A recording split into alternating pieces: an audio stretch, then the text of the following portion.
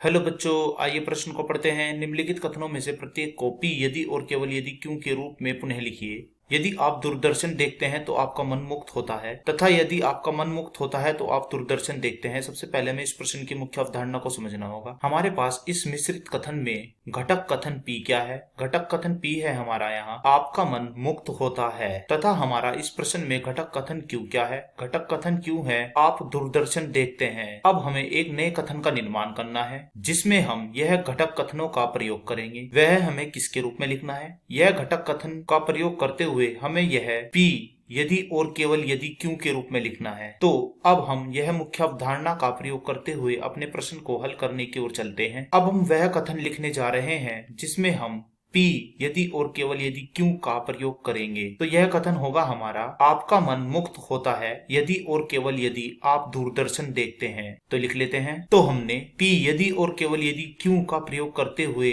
यह कथन बना दिया है। आशा करता हूँ यह प्रश्न आपको समझ में आया होगा। धन्यवाद।